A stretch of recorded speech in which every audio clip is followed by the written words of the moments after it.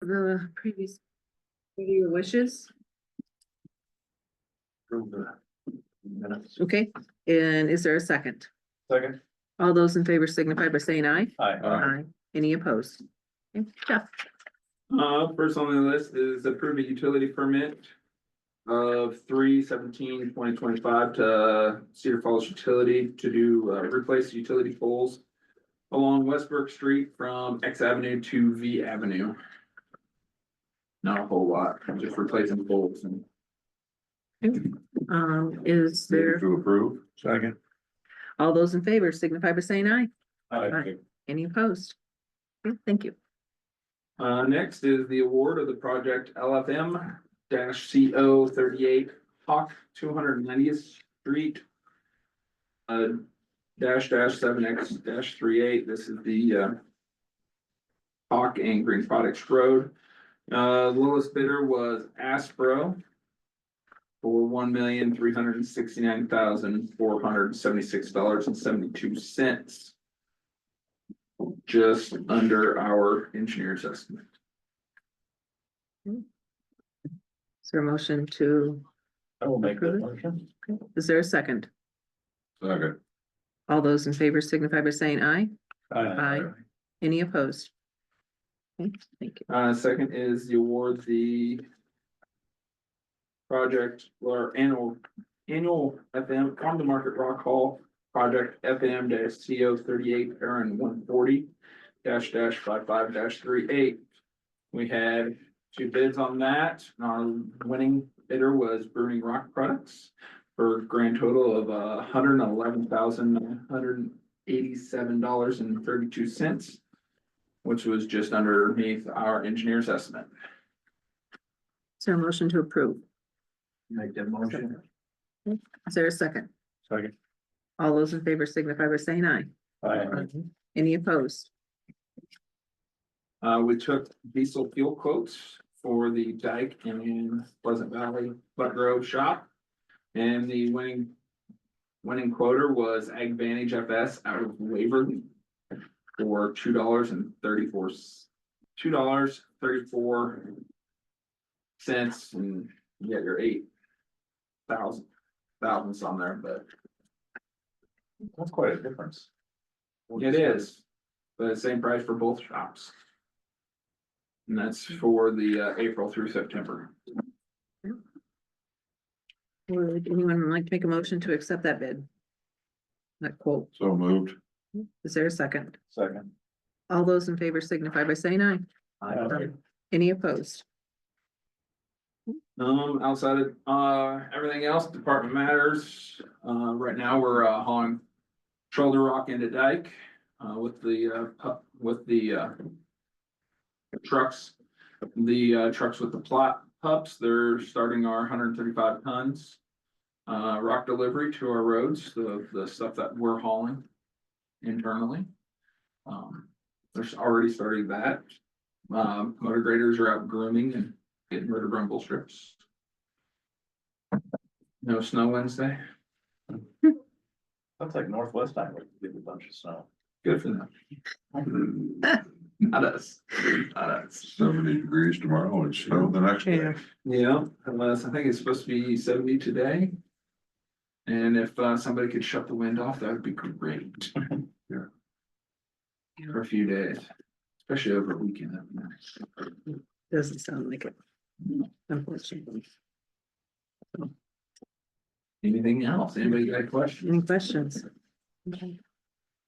No? So are you spotting the rock, them, No, 135 ton, Lakeman are spotting it then today, or no, it's just gonna do 35? six loads per mile.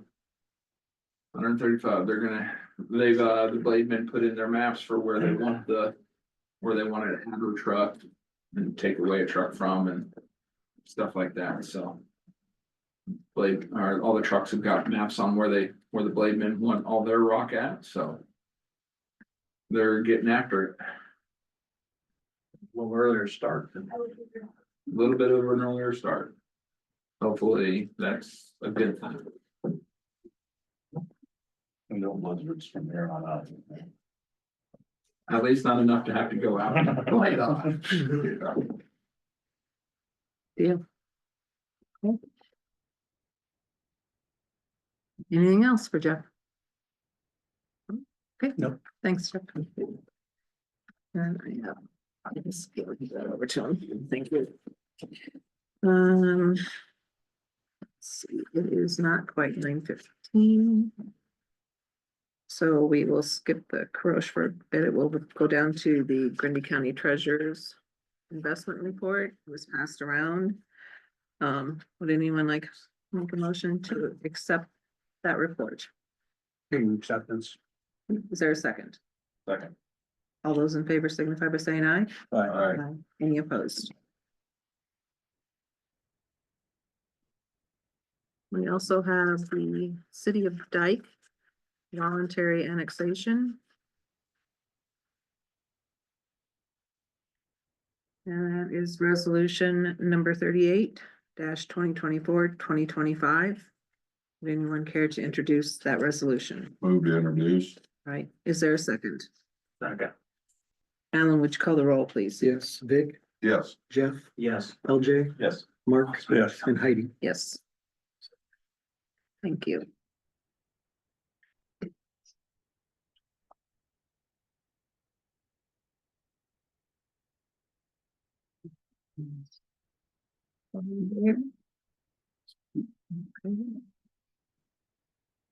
And then we have. Assuming it's all in the stack. The green ones are all the notes. Okay.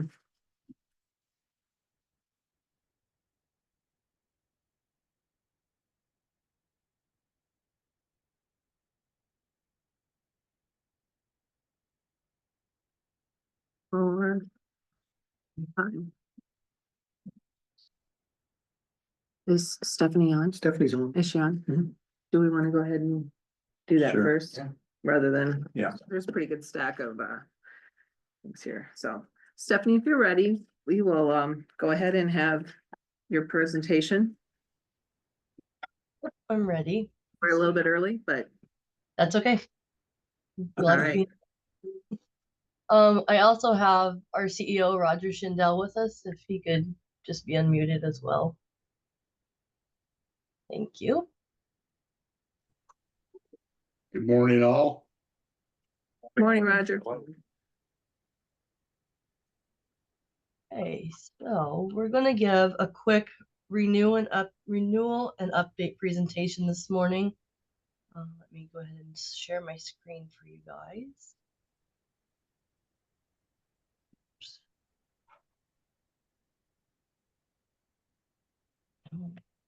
I apologize. And one technical issue. There we go.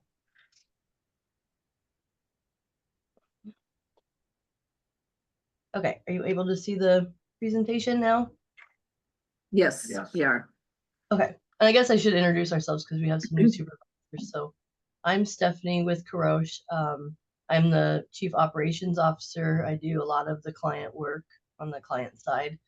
Roger is our CEO, and I'll let him tell you a little bit about himself. Well, Roger? I'm the CEO and founder of the company, but I rely on Steph to more and more to do these meetings. So unless there are any questions specifically for me, I will just pretty much remain silent. All right, so we'll get started here. So since we have some new supervisors, I wanted to do a little more in depth on kind of why do we do HIPAA, and I'll go through the circle of compliance. I'll go through a sample breach complaint investigation, and then we'll go through our kind of annual updates on your training program, your audit and management program, attestation materials, your renewal, and then the indemnification program that we offer. And feel free to jump in with any questions at any time. So why do we do HIPAA? Counties need to be HIPAA compliant because you handle protected health information through various departments, such as public health, we have the social services side, corrections, Your deputies will run into it, when they're on calls. And being HIPAA compliant then ensures that counties can protect the sensitive health information. You do store and process PHI in those departments that I just spoke about. You also will store and process PII, so personally identifiable information, in other departments within the county. So we want to protect that as well. Find my place again. So we want to make sure that that information that you're storing is protected. So we want to prevent data breaches, unauthorized access, any misuse of that information. We also want to avoid legal and financial penalties. Noncompliance can result in significant fines from the U.S. Department of Health and Human Services. And then you can also have civil and criminal legal actions that come out of HIPAA breaches and investigations, complaints. We want to ensure public trust. The residents expect that their health data will be kept safe and secure. Their health and their individually identifiable information will be kept safe and secure, confidential. Compliance will help you maintain this trust. We want to meet federal and state regulations, of course. You, as a covered entity, must comply with the federal laws like HIPAA and high tech. And high tech is the security side of HIPAA that was it was instituted after HIPAA was originally instituted. So it's all considered HIPAA, but it does have a different high tech name. And we do want to support efficient health information exchange. So HIPAA compliance enables secure communication and coordination between healthcare providers, governmental agencies like the county, public health. And what we want to do is ensure that we have secure delivery of information for patient care coordination. So if public health is working with somebody that has other physicians and such, we want to make sure that information is exchanged in a proper manner. And then by following HIPAA regulations, counties can demonstrate their commitment to data security, legal responsibility, and the well-being of the communities that you serve, which is one of our main goals. Here we have the circle of compliance, the 5 keys to success. So this is just a very high level overview of what we do as part. I don't know why that's moving on its own. Sorry. We want to stay within this circle, so we want to ensure that we're doing these items. When we get outside of the circle or we have holes where we don't do one of these items, these keys to success, then that's where we run into problems with fines and penalties and opening yourself up to a higher risk level. So as we go through our process, we conduct your risk assessments. What's going on here? All right, so we conduct your risk assessments, and then we create a remediation plan. And the remediation plan is basically like a roadmap. So that's what we follow as we work through your program through the year to ensure that we're minimizing all of the vulnerabilities that we find. We would correct any, I'm sorry, I don't know what's going on with this slide. Correct any deficiencies, and we do that through any policy changes that maybe need to be made or different safeguards that we might need to put in place. Then we have the internal management and audit program. That is required under the regulations as well. During this process, we're verifying that you are operating like you say you are in your policies and procedures. And then the heart of the whole program is training. Training is like I said, the center of the program. We want to push that really hard and make sure that all employees are trained. The U.S. Department of Health and Services and the Department of Homeland Security have now promulgated guidance that says that all breaches are caused by a lack of training. So we want to really ensure that that program is up and that everybody's doing their trainings, which I'll get into that more in depth here in a bit. Now we'll go to the next slide. Maybe. So as a sample breach or complaint investigation, all organizations have breaches. There's no way to stop all breaches. In fact, 96% have one every 24 months, and almost 50% will have 5 or more in those 24 months. The goal is to, of course, limit the number that we have and to minimize the size and impact of the breaches that occur. So in this example, this was from one of our Iowa County clients. They had a reportable breach. Just to briefly describe it, what happened was an employee in the assessor's office clicked on a phishing email, and that allowed access to the county's network. And the bad actor, the person that had sent that phishing email, put rules into that employee's email so that copies of all emails were being sent to a Gmail account as well. Through the investigation, they actually found that a second employee had done the same thing. So it became a reportable breach because the bad actor gained access to the network. Once we reported the breach, the Office for Civil Rights initiated their investigation, which is the first step.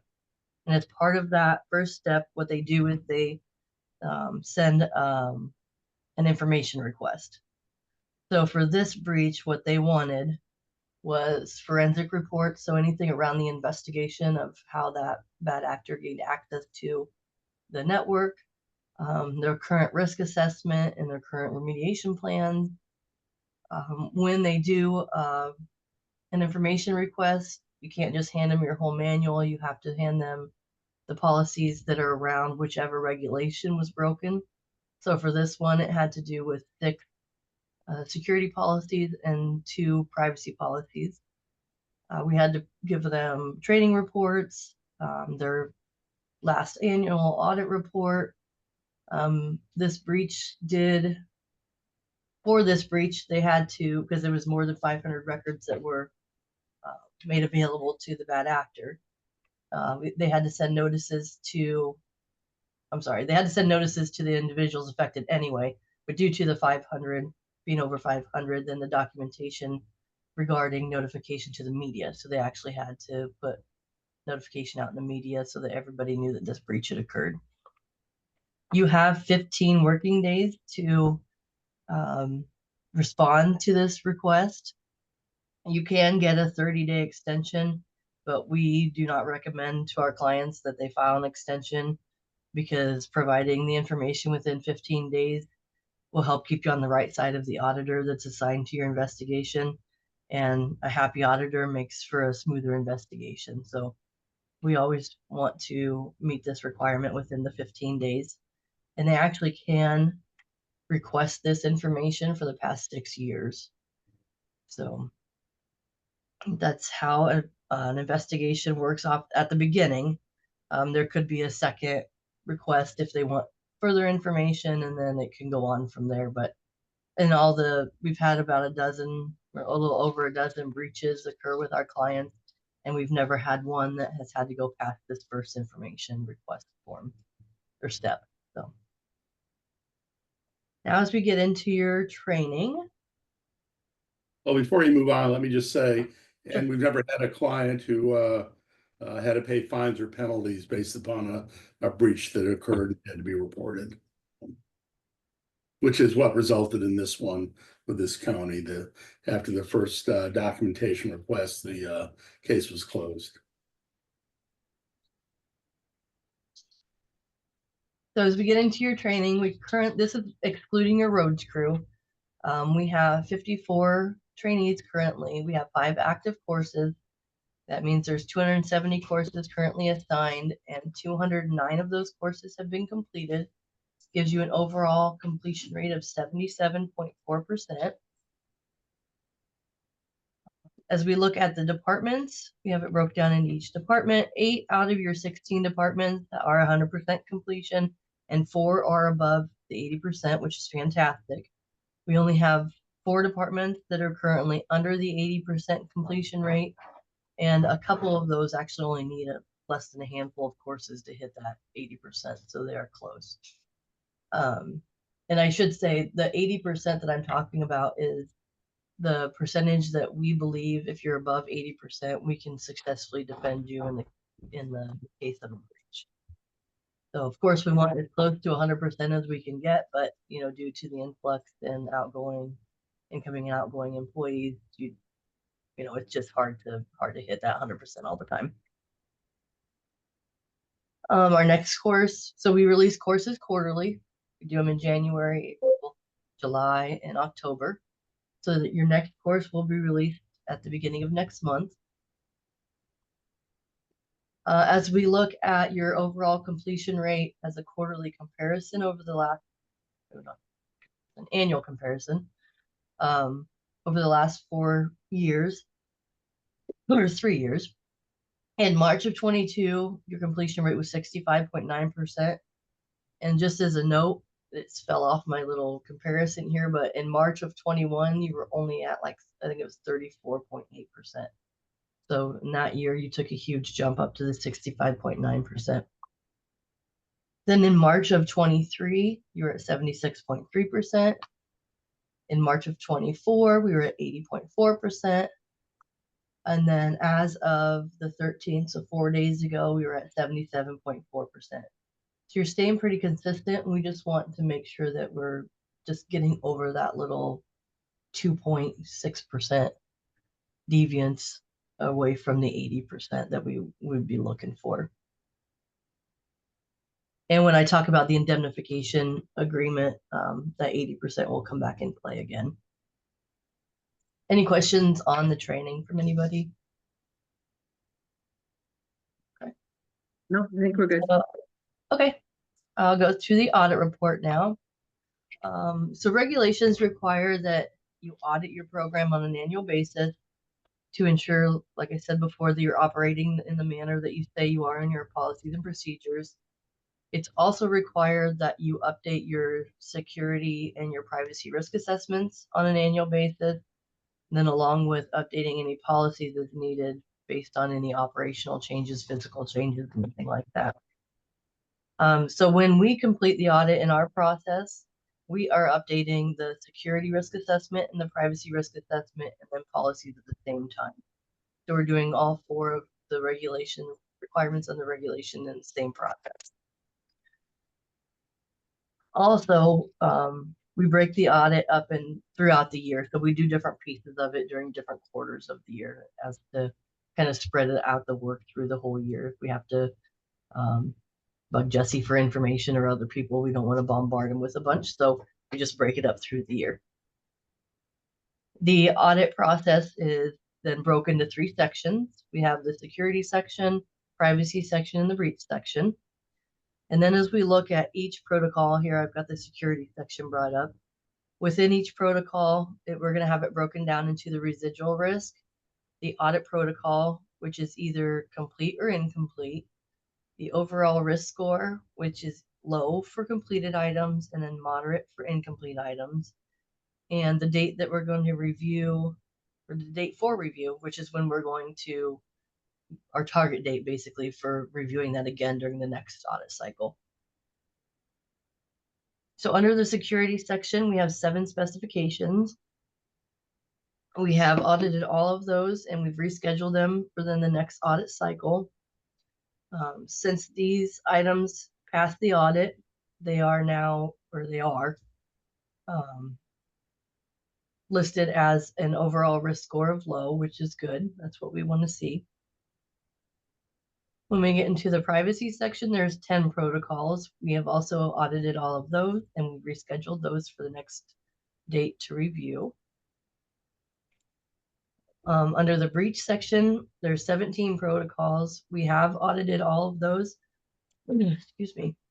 And the only one that, as you can see, is incomplete, and that's training, and that's because of that, your overall completion rate being below that 80%. So once we hit above the 80%, then we can complete that, the audit item for the year.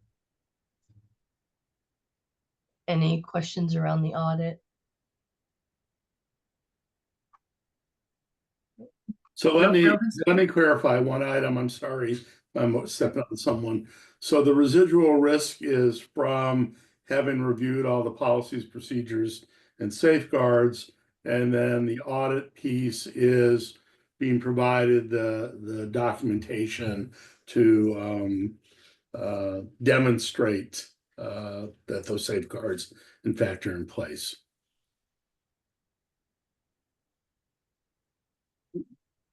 Thank you. Okay, for your attestation materials, these are provided on an annual basis. First, we have your certificate of attestation that shows that we are attesting that you are compliant with the HIPAA regulations. And this is good for a year, so a year from your renewal date, which is March 30th, so that'll be good for the next year.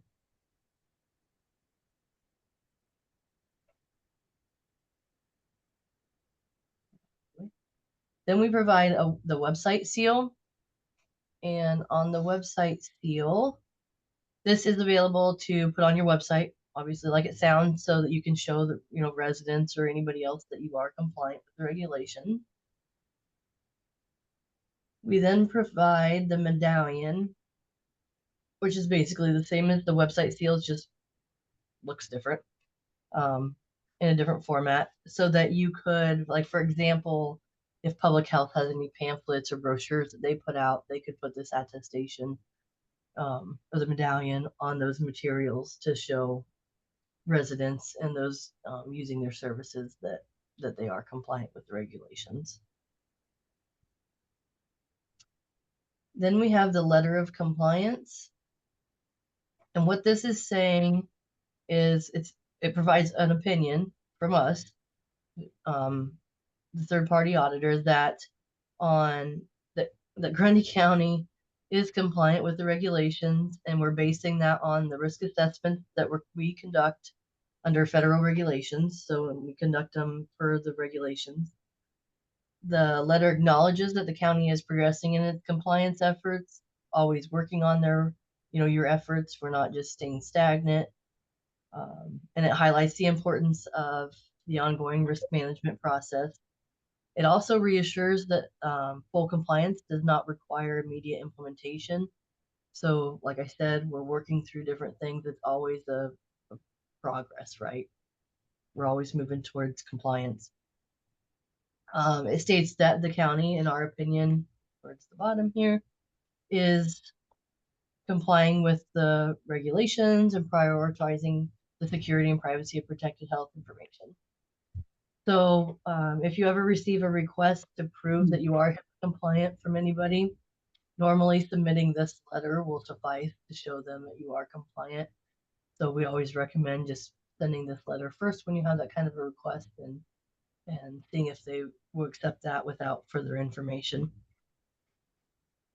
Then we have a full copy of the audit report that I just went through. So it's got the different sections that I reviewed here. Then at the bottom, we do a little discussion.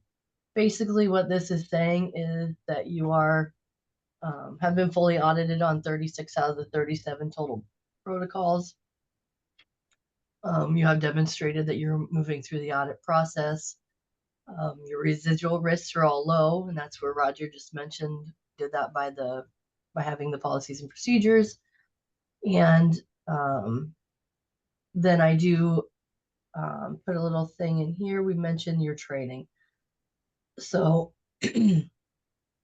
demonstrating you were only at 38% for 2021. One of the reasons that I put this in here is to show how hard you guys have worked to raise that percentage. You were at 38%, now you're consistently in the 70s or 80 percentile. So that's fantastic. We do believe, like I've said, that you should maintain that 80%, but that's the only moderate risk item in your audit.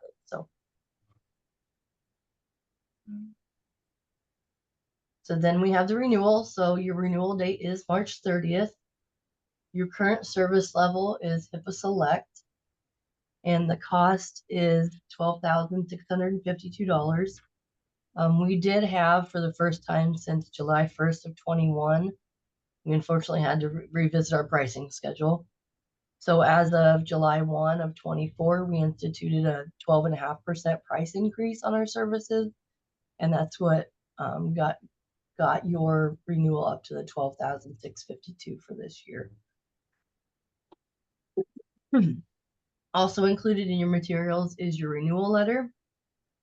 If you decide, which we hope you do, to move on in the next year with our contract, then this is what you would sign and return to us. We go through here what we have done. So we've conducted the risk assessments, both of them, created your remediation plans. I'm not going to go through everything. Launched your training program. These 11 items are what we've done. We're always here for support. So if anybody ever has a question, all they need to do is email either one of us, call us, anything, and we'll answer any questions. So then moving into next year, what we would do is continue the training, continue to do the audit and update the risk assessment like I spoke about earlier. If you have any new vendors and we determine that they're business associates, we would assess them to ensure that they're compliant as well. And then of course, ongoing support, like I mentioned, is always there. So. And then the last thing I have is a reminder that you guys, or that we offer the indemnification program. We added it a few years ago to our packages. There's no extra cost for it. We just include it now. It's still in force. So under this program, we are indemnifying you for up to $100,000 in federal fines and penalties that may be assessed when a breach occurs. To keep this indemnification in force, you do have to complete some items, and those items are all on the compliance checklist that I had included in your packet. Under your package, though, since you're HIPAA Select, we do the majority of those items for you. So the main two items that are the responsibility of the county are to keep your training above the 80% completion rate, and also report any security incidents or breaches to us so that we can ensure that they're properly investigated. So other than those two items on that compliance checklist, the rest of them are what we handle through doing your risk assessments and your audit and those tasks that we perform for you. And then that is all that I have, unless you guys have any questions for us.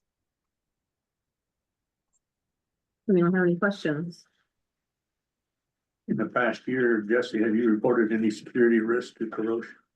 We haven't had any security risks or breaches or anything like that. I'm actively working on an IT audit with them right now. So there's every 2 years I have to submit there's 20 required items I gotta send them. Basically like providing evidence that we're doing things the way we're supposed to be doing them for security and backup policies and things like that. So we're just kind of getting close to finishing that up. Otherwise, if sometimes we have a few people that can't get in the website or something a little goofy, I will email Stephanie. I usually have an answer back generally in a half hour or less. So she's been really good to work with that way. It's about a $1,400 increase from what we had last year. I think it looks like we paid the same price the last 3 years up to this point. So I was figuring there's probably gonna be an increase coming at some point. I would echo too. I mean, when I've had trouble getting into trainings, if I've emailed Stephanie, she's gotten right back to me to And I help me think figure part it of out. our, So a little bit of, we probably would have been at 80%, but we've got 4 or 5 new employees I just added to this in the last couple months. Yeah. So, you know, it takes a little bit to get them all caught up because they got a bunch of other stuff going on. So I think with taking those people off that probably had all the training and adding new people, it just will take a couple months, but I think we'll be up over that 80% hopefully again. That's all I have To be to honest with you, I didn't open the email because I thought it was some phishing. Which is good. It's good that you thought, that you were worried about it. yeah. So this one's a safe one. Okay, are there any other questions for either Jesse or Stephanie about this? Okay. Would anyone care to make a motion to renew the agreement with our contract with Karosh Compliance Solutions? I'll be happy to make that motion since I'm not compliant. All right, would anyone care to second it? Anyone at all? I'll second it. Okay. All those in favor signify by saying aye. Aye. Any opposed? Okay. And it's passed. Thank you, Stephanie, for the presentation and explaining things and assuring Sure. us that these are good emails to open and take care of. Yep. But always be cautious. I'm happy to resend them instead of somebody clicking on something they shouldn't, so. Well, we're happy to Thank work with you your guys. time. Yes, Yeah. happy to work with you for another year and we're always just a phone call or an email away, so. All right, thank you. Thank Thank you. you Have a much. good day. Bye-bye. Bye-bye. So, 1 second. Okay, the next item is to review the Cowbell Cyber Risk Insurance Renewal Application and possible action. And this is one that I believe we tabled from last week. And this is, I guess, if you just want I can explain a to, yeah, little bit. go over a little bit more of that, Jesse, that'd be fine. So Phil had us fill out that first cyber application for ICAP. And then ICAP came back and said they wanted us to fill out this cowbell application as well. And we had heard that maybe, they had dropped, ICAP had a $1 million cyber policy, then they dropped it to 250. That's when we started getting that secondary cowbell policy. Well, we've heard that ICAP is offering $1 million policy again. But I guess it has different limits in it. So they recommended us filling out the cowbell one also. So I think Phil's supposed to be getting back to us in the next couple of weeks to kind of lay out the differences between the cowbell policy and the ICAP policy. Okay, And then we can decide from there. But filling these applications out will let us be able to get some numbers so we know how much each one costs. so this isn't an actual, I mean, we're applying for it to be able to get a quote Yes. to compare Yeah, the we're costs. just making an application to get a quote from them for a price, and then Bill will get us the differences between the two policies, and then we can decide how we want to handle that. Which one fits better? Okay, Also move. all right, we have a motion to sign the application. Is there a second? Second. All those in favor signify by saying aye. Aye. Any opposed? Okay, that's signed and out of the way.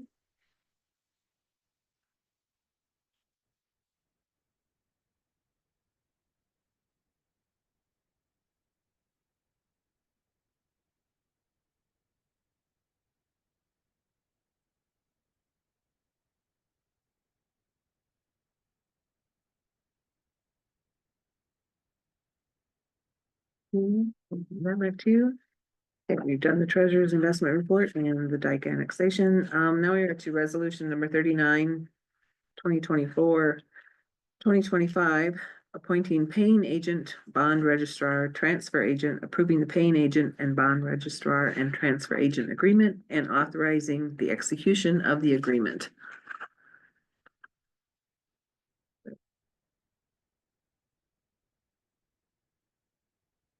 Would anyone care to introduce that resolution?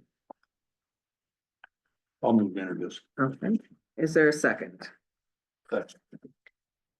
Alan, would you call the roll, please? Yes, Pig, Yes. Jeff, Yes. LJ, Yes. Mark, Yes. and Heidi. Yes. As there are a lot of yellow sheets, I will sign that after the meeting. There's also resolution number 40, 2024, 2025. Amending the resolution authorizing the issuance of $6,465,000 general obligation bonds and levying a tax to pay said bonds, passed and approved on February 26th, 2024, by substituting a new resolution, therefore authorizing and providing for the issuance of $6,600,000 general obligation bonds, series 2025, and levying a tax to pay the bonds, approval of the tax exemption certificate, and continuing disclosure certificate. Would anyone care to introduce that? I'll move to introduce that. All right, is there a second? Second. All right, Alan, would you call the roll, please? Yes, Vic, Yes. Jeff, Yes. LJ, Yes. Mark, Yes. and Heidi. Yes. Okay, and then that takes care of the rest of this First for that, I'm assuming. Yes. All right, let me sign those. After the meeting. The next item is to approve the Voya proxy vote and authorize chairperson to sign the same. This too was passed around earlier. Would anyone care to make that motion? I will make that motion. Okay, is there a second? Second. All those in favor signify by saying aye. Aye. Any opposed? Okay. All right, the next item on the agenda is fiscal year 2026 budget discussion. Are there any items anyone would care to bring up this week dealing with the budget? I've got one. Okay. Was at the landfill meeting the other night. And they voted on a 6% raise for Gad Brown. Okay, instead of the 4%. But John had said that we've got 4% in the budget, so I didn't know how that all worked, so I didn't know what to tell them. They thought they had money somewhere else maybe to cover it, so I don't really. I didn't vote on it, I just abstained from voting, but I just got there. I didn't know how we proceed on that one. Well, that is under their landfill budget. Yeah, That we they- have to look at it and see if they had some room someplace else.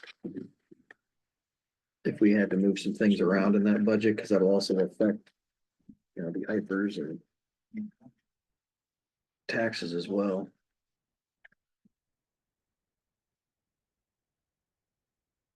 And the only other way is to do a budget amendment after the first of the year. Prefer not to do that.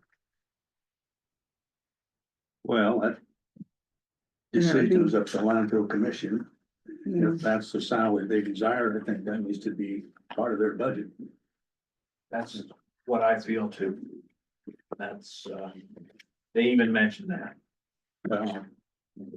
And we can approve their budget as it is currently presented if they are able to move things around within their own budget.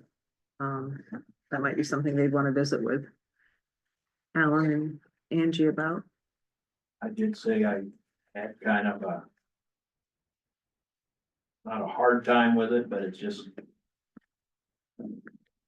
kind of different when everybody else is getting 4% and why single one guy out for 6. Mhm. But then they give me a list of all the hourly rates of everybody in the county. His was at the bottom. So, Mhm. and he wanted a lot more. Well, don't we need to create some discussion on, the sanitary and the driver's license and, Zone. zoning? Yep. That We could have that. possibly be the same thing. Inside in their budget. Their proposed budget salary is quite a bit higher than what we end up giving the rest of the county employees.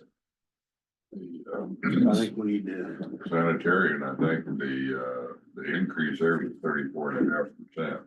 Mhm. And the zoning was 11.5%, drivers was 4%.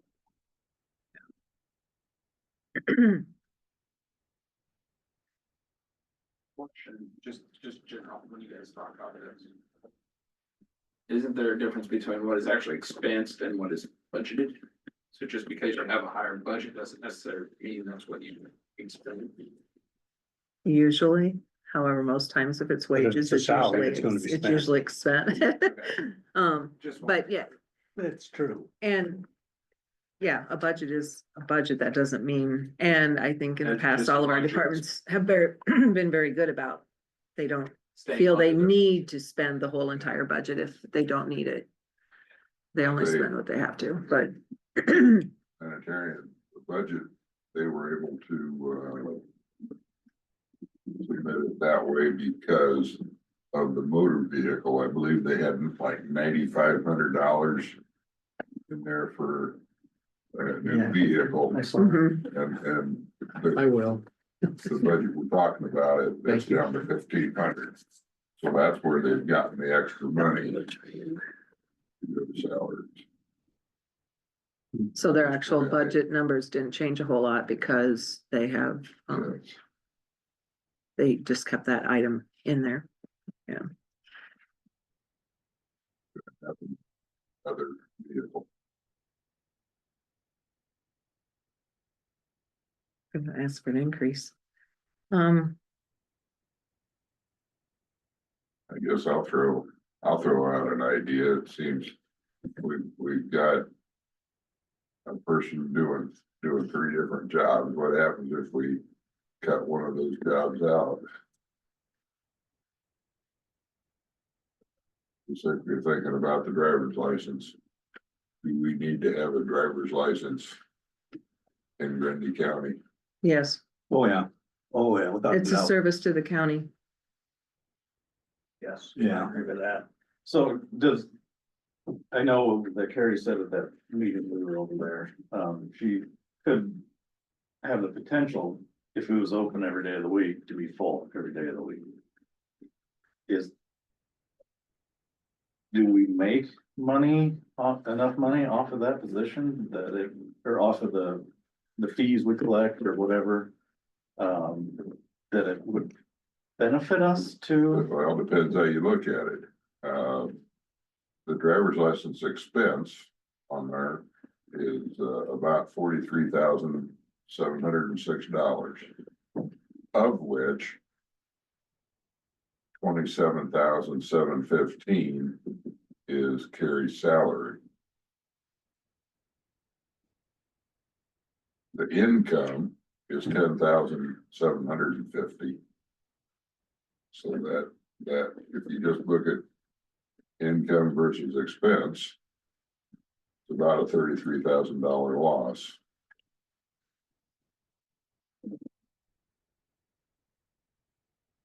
But that's only a part-time driver. I mean, then you have to figure that you would be open every day. You would also be bringing in more income And because you would it's be covered part of issuing the more. person's salary too. Yeah. So it's just 2 days. 2 days, I believe. So I guess here's my thoughts on it. I was thinking about it in the middle of the night and I was wide awake for no apparent reason.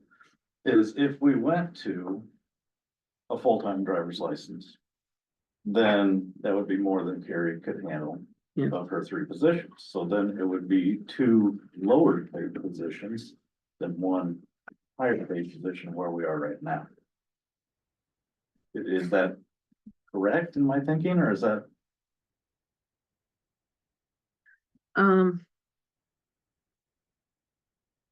I guess that would be something, I mean, we'd have to look at if we were thinking about going to that. And I do think that's something we can consider in the future. I think, and I understand the reasons for them looking at the increase. But I think it's something we would need to work at gradually. I don't know that we want to do it all in one big step. I mean, I would be in favor of looking at the increase over like a 3-year period to bring something up, but also in that time, looking at the possibility of maybe a full-time driver's license. With the different testing that's being done now, the way that driver's ed's being offered by parents, I think we have a different landscape than we did before.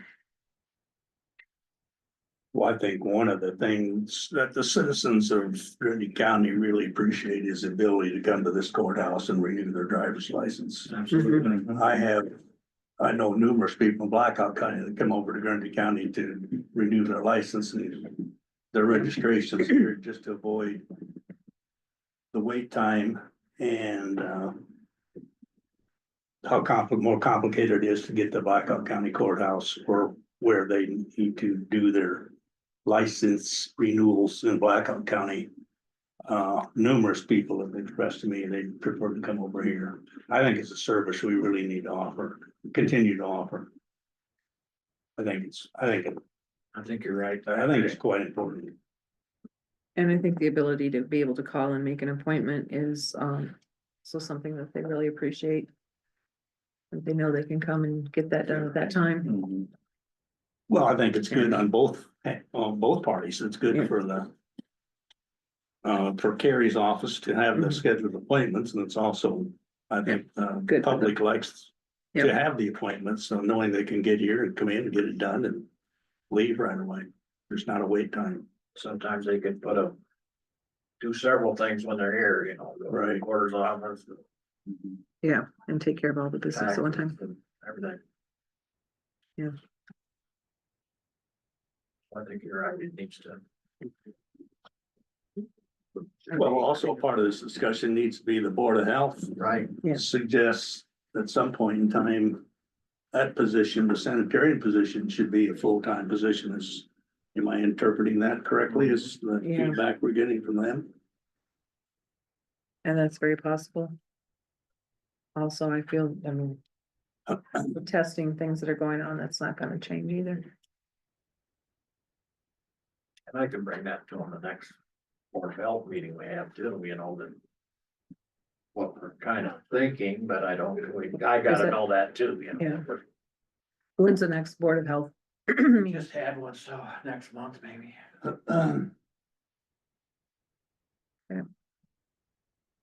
Okay, hearing from Don. Um, Don. yes, we will hear from Don. As he is. One who helped with the budget. Yes, landfill, I think we can, manage that. I have to do some checking for a 6%, increase. The Board of Health for putting extra money to try to build up for a different sanitarian, doesn't work.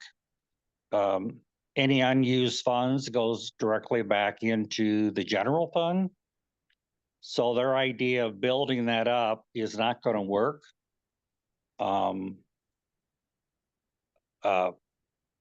Unless you guys agree to set aside a small amount for that for a buildup, but most departments, we don't end up with a buildup on that for a carryover. It would be just something that would be negotiated when the next contract or next hire. Person comes. Yeah. Yes, you would negotiate it at that time. And if we needed to do a budget amendment, we would do that at that time. Okay, yeah, That's why we carry a little extra in certain line items. Or I shouldn't say carry extra. We try to keep our balance at that ending year fund balance at about 25%. Well, we need it to cover for the first 3 months, but it also gives you the option if something happens that Carrie decides to retire, that there is some money there that you can pull.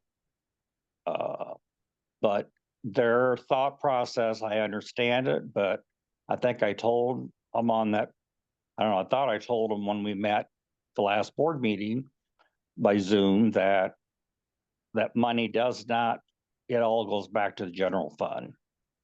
Okay. So Yeah, there's no that, over that way. yeah, so their big increase is an increase, but it's not going to help. Right. Landfill, I have one small question I need to ask somebody else, but I think that can be done, I think, since we won't be raising the taxes in rural services, basic. I think that could still be done, but I need to check one small item on that. Okay, thank you, Don. You're welcome. Yeah, and another thing I was thinking too, we don't know what the landscape of all of those three departments will be by the time Carrie retires and we have to have somebody new, so I don't. To me, it doesn't make sense to, It's hard to, yeah, move forward because we don't know all of the, yeah, I mean, it could be totally different and between, while she's still working, it could be totally different. So and after, being at ISAC this week, the taxing authority that we are given will be totally different also, I'm afraid. So that's something we need to keep in mind. They are still working on property tax legislation, and there will be changes coming. There will be changes. What they are, that's not decided yet, but there will be changes. So, you know, we have to, I feel that we need to keep that in mind going forward. We don't know what we'll have in the future. And it's really hard to take away. mhm.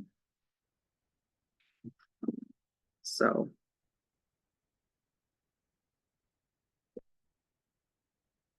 Do we want to take any action on this today? Do you want to consider it again? Wait and see what Don finds out with landfill.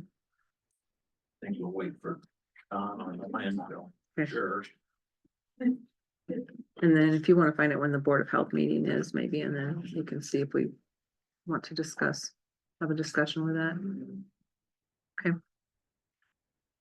Is there anything else as far as, Making a decision on the driver's license and sanitarian and zoning do we want to make a decision on that? salary today? proposal. You want to make a decision on that today? What are our options of decision making, I guess?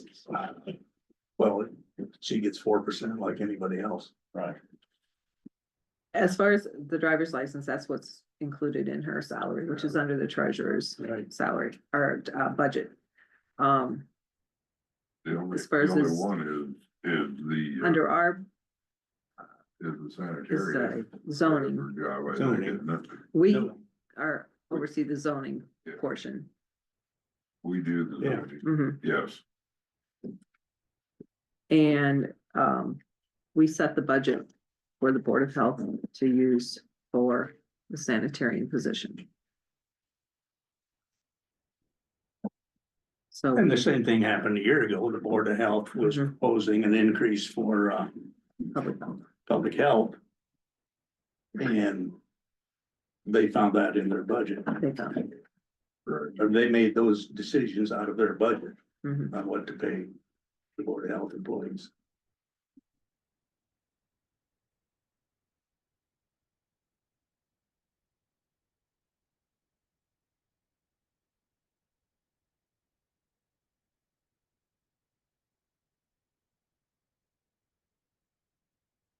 So we could do, recommend 4% increase there and,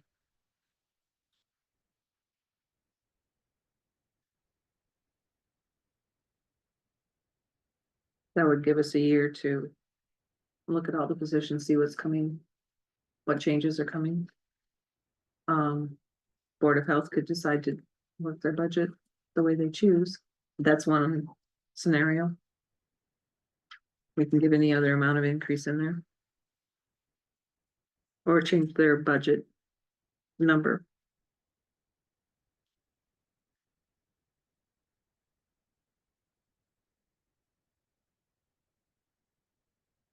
So,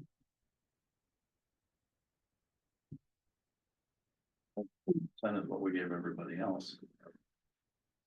If that would be fair. Okay. Want that So as a we can- motion, I guess. as a motion. It's just as discussion, just as yep, discussion, it's okay. just discussion today, But- so. That's my thoughts. I thought we were gonna have Brenda and Carrie sit in on this discussion too sometime. And we can ask them to come, we could see if the Board of Health would like to come I'd also. like to have that, Okay. all three of them, I think it's only fair. so they can all spell out there. Yeah. Can you add that to next week's? Thank you, or I'd see if that would work for next week. And I went downstairs, Brenda is out today.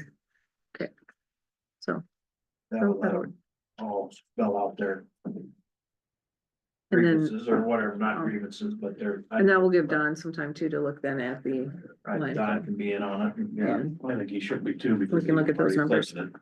Doesn't look like it would work. so. Okay, is there anything else under the budget at this time that you'd like to discuss? Otherwise, I would take any updates on board and committee meetings that anyone had this week. Mark and I went to the Farm Bureau meeting. Meggers was there, Meggers was there, and Brian Feldhaus, who's now the vice president of, Farm Bureau, Oh, okay. so. So budget was brought up both Mhm. countywide and statewide at that meeting, and Meggers, and of course. One of the hot button items for me was this letter that came out from the auditor's office Friday that most of our constituents will be receiving today. Yeah. And I wanted Josh's input on that. I said, that's totally nothing relevant to our current budget we're working on this year. I said it, assuming that everyone had a 10% increase in their assessed values last year. So they're sending out fictitious numbers that we have to explain why they're getting this letter, and we have to explain our way out of those fictitious figures. Well, he says there's a bill in the legislature now. He says I think that's all gonna go away next year. So, yeah, that would be good, but what's it gonna go away to? Yeah. Right, yeah. It's our concern. I recommended that last year, but I didn't take my recommendation. At our ISAC meeting, somebody mentioned for that, I think the gentleman that Senator Dawson, he made it sound like that statement's never going away. Like there's a lot of states that also send that statement out and they think that statement's always gonna be there. Really? But I guess we'll wait and see. It's misleading. Yeah, if they're gonna send it out, make it accurate. Well, yeah, it needs to be relevant to what we're actually doing and Yeah.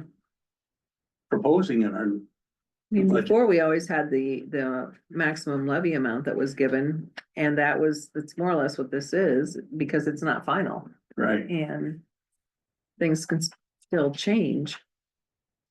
And it just costs a lot of money to mail it, and it has, especially this time, I feel very misleading information in it. So, so another interesting thing that was discussed at that meeting was every year when our budgets are certified, we send a copy to the Farm Bureau and they send it to their state organization and they peruse it. So they immediately the other night said that, well, it looks like you have carrying a 52% general fund actual carryover balance. We said, whoa, wait a minute. that's not what Don's saying, so. Yeah, Campman, are you listening to this? We wanna know where it is. I can unmute him again. So we said, no, we strive for 25%, is where we are. That's We probably- try to be most every year. Well, then this lady at the computer said, they, Ho-hummed in, they. she ho-hummed, said, well, they They program different figures in different areas than how we do our budget. So, but we reassured him that we don't have a 52% carryover in our general fund, and they did accept that. It was probably the GO bonds, cause we're not spending all of that money. Well, they don't We even know just that got, yet. we just got that That's money. not- We're They not- don't even know that yet. This is my Okay, last They are- year's information. They're, so when Right. Farm Bureau programs it in, that's how it shows up. It's Yeah. Interesting. Right, but it was a good Yeah. meeting. Oh, yeah. Yeah. Well, it So- might have showed 52%, but that extra was reapplied into this next coming year budget. So that's the area where departments are conservative on revenues and they do not spend all their money. So the actual year might look a little higher, but that excess is plowed right back into the next year's budget. Right. And that has been for years like that. Did they have any other concerns than other than that they voiced? Not particularly. Oh, they think our gravel roads are in pretty good shape. We agree with them on that. We informed them we're gonna put 135 tons to a mile again this year. And they seemed to be pleased with that.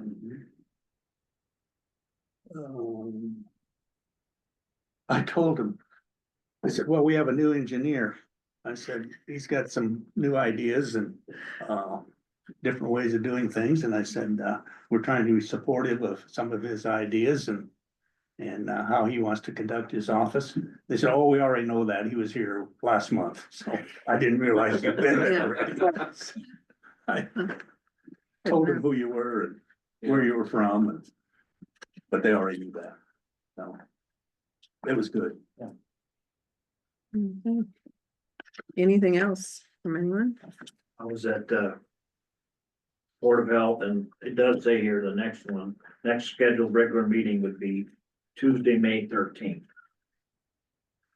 Okay, well, that would be after so we'll have to Right. maybe But reach out to him. Alan was at this meeting and we went over budgeting stuff with him. And Alan did a really good job of explaining everything to him. Mhm.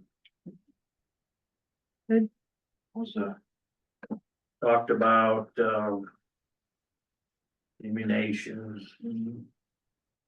substance abuse grants, public health grants, and yeah, there was a lot there. It was a good meeting. Yeah. Good. I probably don't take the best notes, but I do listen. It's a lot to take into, I don't feel I have To to get take notes started. because they got a pretty good packet. you know. Vic, did you have anything this week? No meetings last week. I went to the ISAC spring school. It was good. We had an excellent session dealing with TIF. It was very good explanation. Probably one of the best. I mean, easy to follow, easy to understand.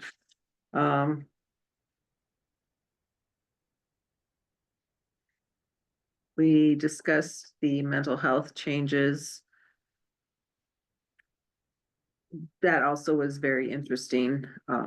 We did some talk about budgeting after House File 718, although they've said that there will be some changes coming there, so that might all be going away anyway.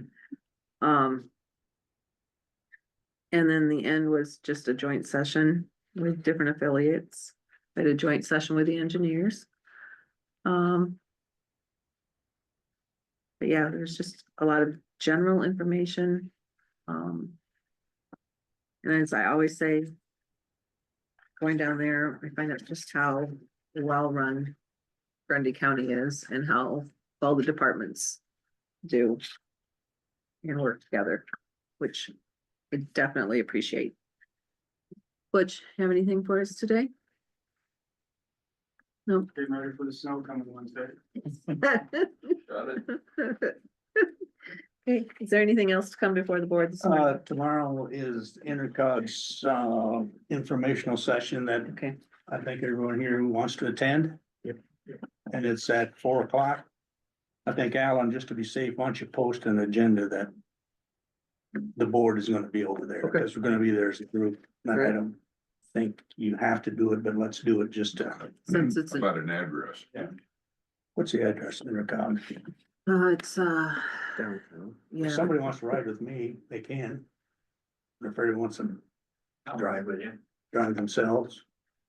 I It's on will my way. I'm stuck. drive myself only because I have another meeting before that, Intercog, East Park Avenue. I'm gonna have let's see, 229 Yep. East Park Avenue. yep, that would be the one. Yep. Another meeting too. Get a general idea what is that? Downtown, right across the street, close to the Blacks Building, right across from the YMCA. Mhm. Yeah. Some commercial. Let's see, it's on commercial, I think, and Okay. it's on Park Avenue, obviously, it says Park Avenue. I just You can, plug it into maps and away we go. Yeah. And And that, that's at 4 to 5. Yeah, 4 to 5:30 is what they're thinking.